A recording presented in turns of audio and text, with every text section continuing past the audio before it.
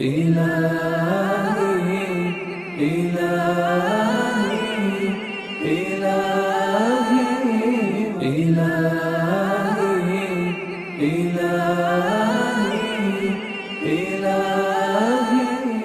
اعوذ باللہ من الشیطان الرجیم بسم اللہ الرحمن الرحیم الحمد للہ الذی یجیبنی حین انادیہ ویستر علی کل عورۃ وانا اعصیہ ویعظم النعمہ علی فلا اجازیہ۔ دعا افتتاح کے اس فقرے میں وقت امام پروردگار کی حمد کے ذریعے سے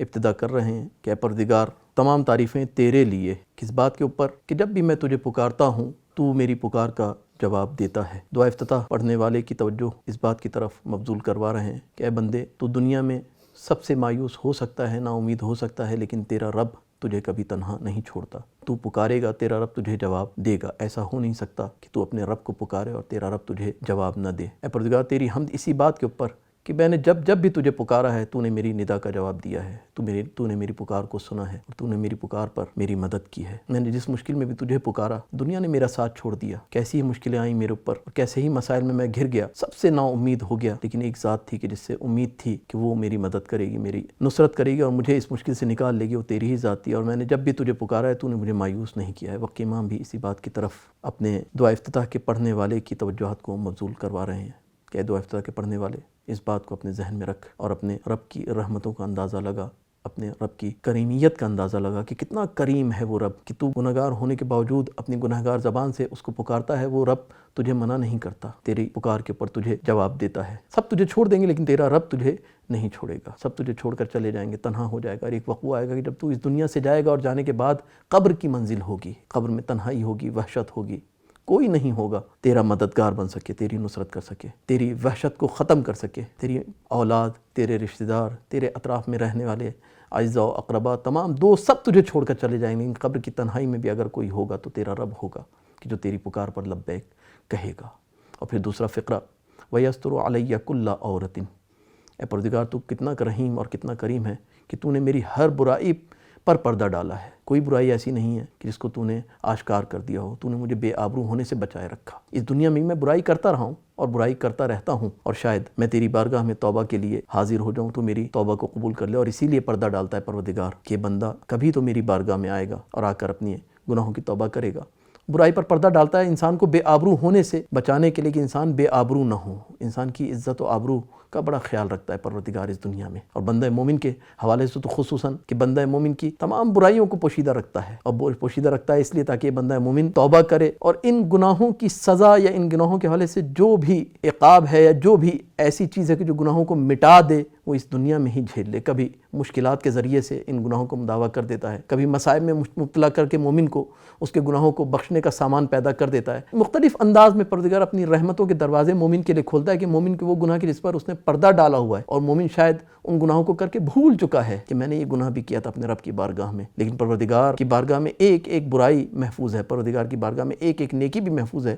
اور ایک ایک برائی بھی محفوظ ہے۔ جب برائی محفوظ ہے پروردگار کیسے بندہ مومن کو چھوڑ سکتا ہے کہ یہ برائی لے کر اس دنیا سے رخصت ہو جائے؟ اس لیے پروردگار ان برائیوں کو اور گناہوں کو ختم کرنے کے لیے مومن کو اس دنیا میں ہی مختلف انداز سے مختلف مصائب کے اندر، مختلف مشکلات کے اندر ڈالتا ہے تاکہ ان مشکلات کو جھیل کر مومن کے گناہ ختم ہو جائیں۔ کبھی ایک رات کا بخار دے کر، بخار کے ذریعے سے مومن کے گناہوں کی بخشش کا سامان پیدا کرتا ہے، کبھی کچھ لے کر مومن سے، کبھی مال لے کر، کبھی اولاد لے کر، کبھی مختلف طرح کی پریشانیوں ڈال کر مومن کے گناہوں کو بخشنے کا سامان کرتا ہے۔ اس دنیا میں بھی مومن کے لیے اپنی رحمتوں کو نازل کرتا رہتا ہے، اور روایت کے جملے کہ جب مومن اس دنیا سے مرنے کے بعد روز محشر، میدان محشر میں پہنچے گا، ایسے میں مومن کو یہ فکر ہوگی کہ میں نے تو بہت سارے گناہ کیے ہیں، اور جب بہت سارے گناہ کیے ہیں تو میرے اطراف میں سارے لوگ ہیں کہ جن کے درمیان دنیا میں بہت عزیز تھا، بڑی عزت تھی میری، اور جب میرے گناہ سامنے آئیں گے تو یہ لوگ میرے حوالے سے کیا سوچیں گے؟ اور یہی فکر اس کی آنکھوں میں آنسو لے کر آ جائے گی۔ یہ روتا ہوا بارگاہ پروردگار میں آواز بلند کرے گا اور کہے گا پروردگار یا سیدی قد اسأت فلا تفضحنی، اے پروردگار میں نے بڑے گناہ کیے ہیں،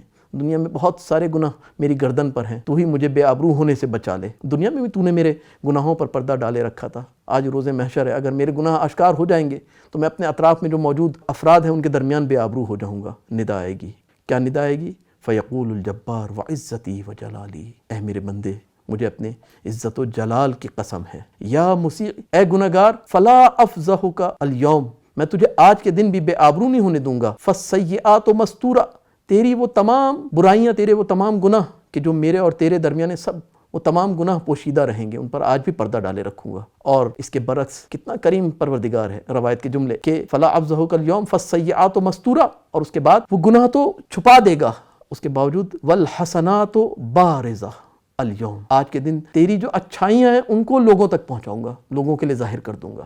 یعنی تجھے سر بلند کروں گا، تجھے سر افکن نہیں کروں گا کہ تیرا سر لوگوں کے سامنے جھک جائے۔